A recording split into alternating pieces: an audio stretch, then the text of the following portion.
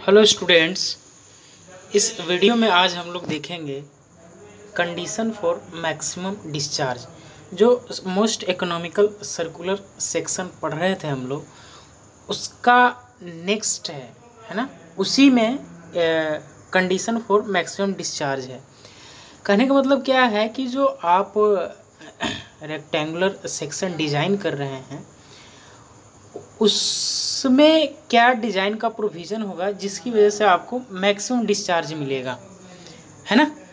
क्योंकि आपको डिस्चार्ज क्या चाहिए, मैक्सिमम चाहिए। तो उसके लिए क्या प्रोविज़न हो सकता है, उसके बारे में एनालिसिस करेंगे। आप जानते हैं कि Q = A भी होता है। Q आपका डिस्चार्ज है, A क्या है, एरिया ऑफ फ्लो है, और V क्या है, आपका वेलोसिटी है। वेलोसिटी को कैसे फाइंड आउट करते हैं? By Chezy equations. Chezy equations equals to क्या होता है, C√mi। एम क्या है इसमें आपका?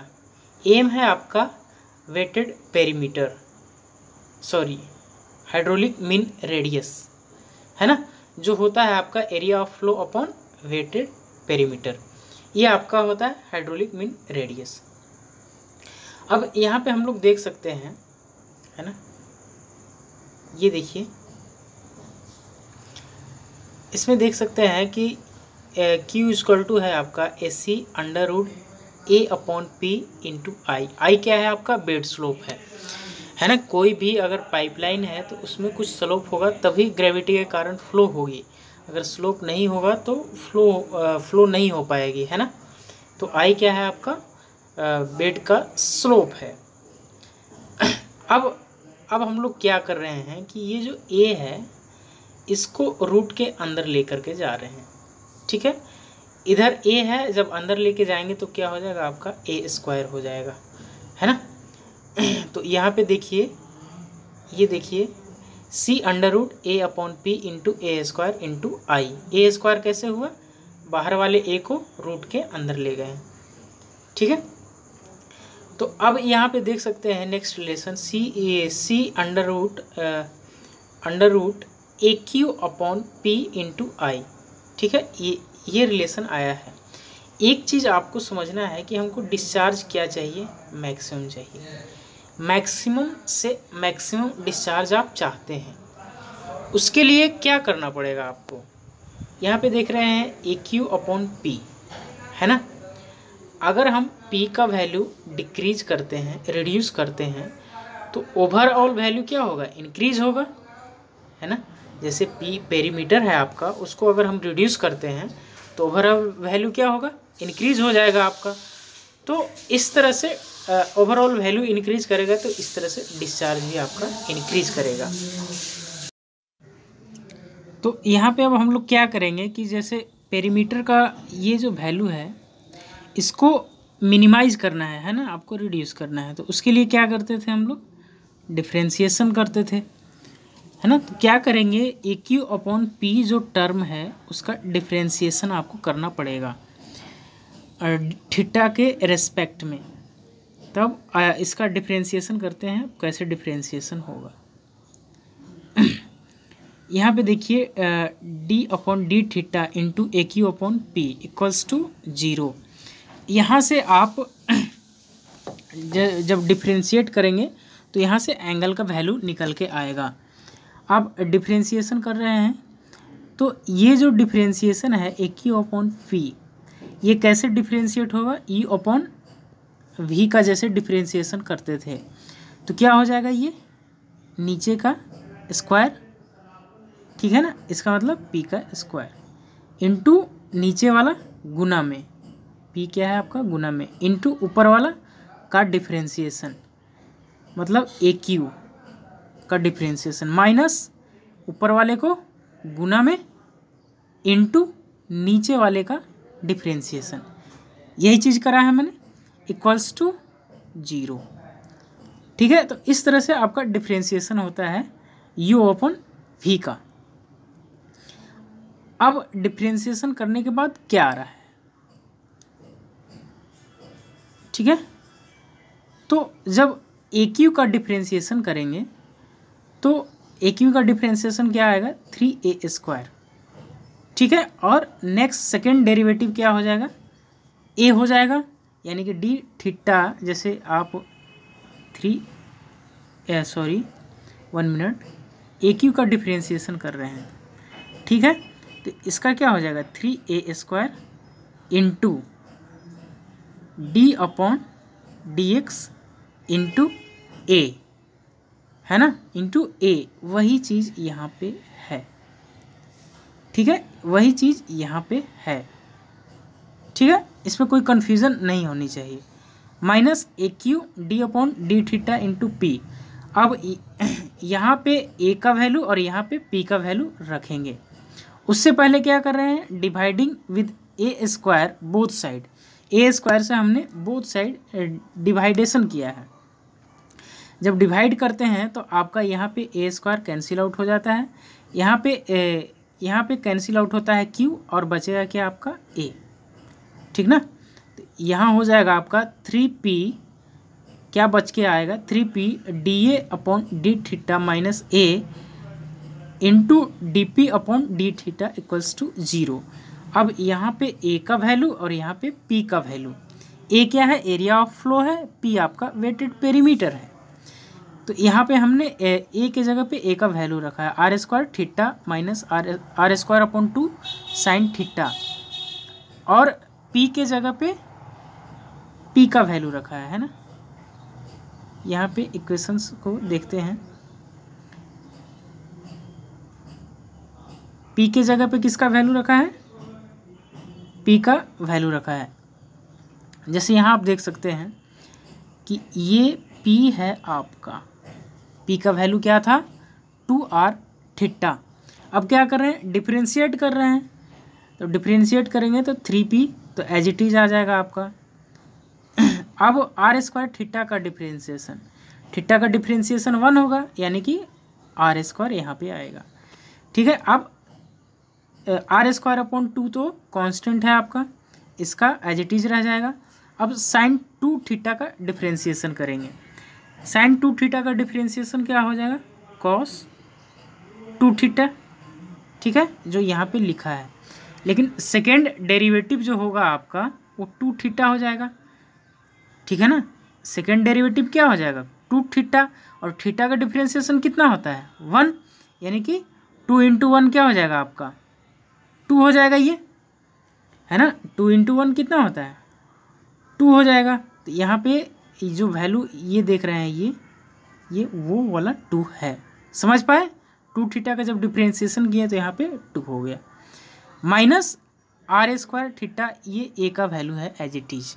अब यहाँ पे p का डिफ्रेंशिएशन कर रहे हैं, p का वैल्यू कितना था 2r थीटा, तो थीटा का डिफ्रेंशिएशन 1 हो जाएगा, वैल्यू क्या आएगा आपका 2r इक्वल्स टू 0।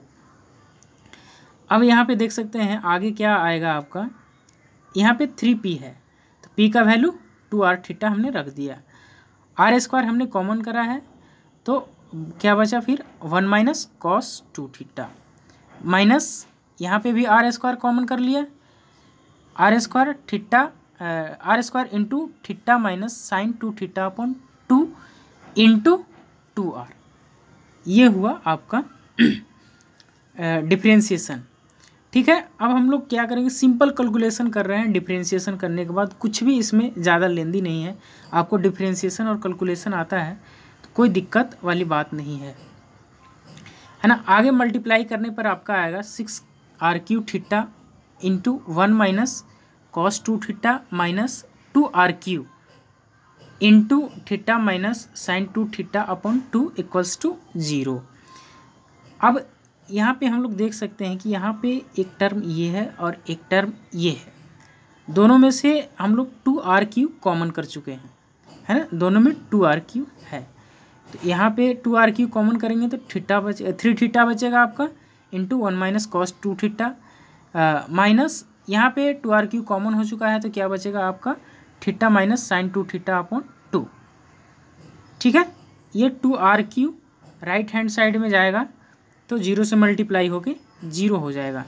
अब हम क्या कर रहे हैं 3 थीटा को मल्टीप्लाई कर रहे हैं इसके अंदर, तो क्या हो गया 3 theta into 3 theta minus 3 cos theta, ये 3 थीटा से इसके अंदर हमने मल्टीप्लाई किया है। ठीक है, यहाँ पे हमने माइनस ब्रेक किया है, तो ये जब माइनस अंदर में जाएगा तो माइनस थीटा और minus minus plus sine 2 theta upon 2 equals to 0। ठीक है, तो अब यहाँ पे देख रहे हैं 3 थीटा प्लस में है, 3 थीटा प्लस में है और थीटा माइनस में है, घट के क्या आ जाएगा 2 थीटा आ जाएगा, माइनस का 3 कॉस थीटा और प्लस का sine 2 theta upon 2 equals to 0। अब हमने क्या किया है कि by hit and trial method, hit and trial method है क्या कि जैसे लेफ्ट हैंड साइड और राइट हैंड साइड दोनों का वैल्यू बराबर आना चाहिए। हम लोग क्या करते हैं, बार बार वैल्यू थीटा का वैल्यू इसमें पुट करते हैं, और जब आपका ये टोटल वैल्यू 0 हो जाता है लेफ्ट हैंड साइड का और राइट हैंड साइड का भी 0 है, तो दोनों आपस में जब बराबर हो जाएंगे तब वो जाके आपका वैल्यू एग्जैक्ट वैल्यू होगा थीटा का। यानी कि ये मेथड जो कहलाता है वो हीट एंड ट्रायल मेथड कहलाता है। यानी कि थीटा का वैल्यू जो आपका निकल कर के आएगा बारी बारी से चेक करने पर 154 डिग्री, तो 154 डिग्री जब इसमें वैल्यू रखा जाएगा तो ये ऑटोमेटिकली 0 हो जाएगा। तो ये थीटा का वैल्यू था, तो 2 थीटा इक्वल टू क्या हो जाएगा, 154 में 2 से मल्टीप्लाई कर देंगे, यानी कि 308 डिग्री हो जाएगा। आपको याद क्या रखना है, ये 2 थीटा का जो वैल्यू है वो कितना है, 308 डिग्री। ये ऑब्जेक्टिव पॉइंट ऑफ व्यू से इम्पोर्टेंट है। अब नेक्स्ट टर्म क्या है आपका, depth of flow for maximum discharge. जो सर्कुलर क्रॉस सेक्शन है उसके अंदर डेप्थ ऑफ फ्लो क्या होगा मैक्सिमम डिस्चार्ज के लिए। तो सबसे पहले हम लोग डायग्राम थोड़ा सा देख लेंगे। यहाँ पे देख सकते हैं कि जो डेप्थ ऑफ फ्लो डी है, ठीक है ना, ये आपका एरिया ऑफ फ्लो है और ये आपका डेप्थ ऑफ फ्लो है। तो डेप्थ ऑफ फ्लो कैसे आएगा, टोटल आपका ओडी है, ठीक है ना, यहाँ से यहाँ तक, ठीक है, उसमें से अगर ओसी का वैल्यू अगर हम माइनस कर दें तो सीडी का वैल्यू नहीं आ जाएगा। ठीक है, सी डी ही आपका डेप्थ ऑफ फ्लो है, सी डी का वैल्यू कैसे निकालेंगे, ओ डी में से ओ सी को माइनस कर देंगे तो आपका डेप्थ ऑफ फ्लो। यहाँ पे आपको ओ डी और ओ सी का वैल्यू नहीं पता है, तो ओ डी और ओ सी का वैल्यू कैसे आएगा। जैसे ये आपका सर्कुलर सेक्शन था, ये आपका सेंटर था, ठीक है, यही ना आपका ट्रायंगल है, ठीक है, ये आपका ओ है, ये ए है, बी है और ये डी है और यहाँ पे आपका सी था, ठीक है। ओडी क्या है, ये आपका ओडी है, ठीक है ना। तो ओडी इक्वल टू तो आर है, हमको पता चल रहा है कि रेडियस है, लेकिन ओसी का वैल्यू कैसे निकालेंगे। ओसी का वैल्यू आप यहाँ पे ट्रायंगल देखिए, ट्रायंगल ओ सी बी है ना, ये वाला ट्रायंगल, ठीक है। ओ सी बी में देखना है आपको, कॉस थीटा हमने अप्लाई किया, कॉस थीटा आपका क्या होता है, बेस अपॉन हाइपोटेनस। तो बेस क्या है आपका इसमें, ओ सी है और हाइपोटेनस आर है ना। हाइपोटेनस ओ बी का वैल्यू कितना है, आर है, तो यहाँ से ओ सी का वैल्यू आ गया आपका आर कॉस थीटा। अब डेप्थ निकालेंगे हम, डेप्थ का वैल्यू निकालते हैं। यहाँ देखिए r minus r cos theta, यहाँ से आर कॉमन कर सकते हैं तो क्या बच जाएगा आपका 1 माइनस कॉस थीटा। आर को हम लोग क्या लिख सकते हैं, डी अपॉन 2 लिख सकते हैं, ठीक है, इंटू 1 माइनस कॉस थीटा। अब यहाँ पे है ना थीटा का वैल्यू पुट करेंगे तो आपका जो डेप्थ निकल के आएगा वो क्या हो जाएगा, d इक्वल टू 0.95 d। ये मैक्सिमम डेप्थ होगा मैक्सिमम डिस्चार्ज के लिए, है ना। एक चीज़ हमको यहाँ पे नोटिस करनी है कि थीटा 2 थीटा का वैल्यू कितना था आपका, 2 थीटा का वैल्यू था 308 डिग्री, ठीक है। और डेप्थ का वैल्यू कितना आया है 0.95 डी, यानी कि 95% ऑफ डी, जो कैपिटल डी है उसका 95%। एक चीज़ आप समझने की कोशिश करेंगे कि ये आपका सर्कुलर सेक्शन है, ठीक है। अब इसमें डेप्थ ऑफ फ्लो क्या बोल रहा है, जैसे हम लोग अज्यूम करते हैं कि ये 95% ऑफ डी है, ठीक ना। इसको क्या बोलते हैं 0.95 डी है आपका ये, ठीक है। यहाँ पे सेंटर होगा, इसका जो 2 थीटा होगा वो कितना होगा 308, ये आपका 2 थीटा है। समझ रहे हैं बात को। जो 2 थीटा का वैल्यू है मैक्सिमम डिस्चार्ज के लिए वो कितना है 308 डिग्री। और एरिया ऑफ फ्लो क्या हो जाएगा, ये देखिए एरिया ऑफ फ्लो हो जाएगा। समझ पा रहे हैं। आई होप ये वीडियो आपको समझ में आ रही होगी। अब हम लोग आगे देखते हैं hydraulic mean radius. Hydraulic mean radius क्या होता है आपका, m इजक्वल टू A/P। ए क्या है आपका एरिया ऑफ फ्लो है ना, तो एरिया ऑफ फ्लो का वैल्यू कितना था आपका r² into theta minus sine 2 theta upon 2, और वेटेड पेरीमीटर 2r थीटा। यहाँ से स्क्वायर से r कैंसिल आउट हो जाएगा, और जब इस पे एंगल का वैल्यू रखा जाएगा तब जो आपका आएगा हाइड्रोलिक मीन रेडियस वो आएगा m इजक्वल टू 0.29 डी। ये इम्पोर्टेंट है ऑब्जेक्टिव पॉइंट ऑफ व्यू से। ये जो भी डेरिवेशन किया जा रहा है इसमें से आपको मैक्सिमम डेप्थ और हाइड्रोलिक मीन रेडियस ये ज़्यादा इम्पोर्टेंट है, ये ऑब्जेक्टिव पॉइंट ऑफ व्यू से आपका इम्पोर्टेंट है। So thank you. I hope ये वीडियो आपको समझ में आया होगा। किसी तरह की कोई कन्फ्यूज़न हो तो आप कमेंट कर सकते हैं। ओके।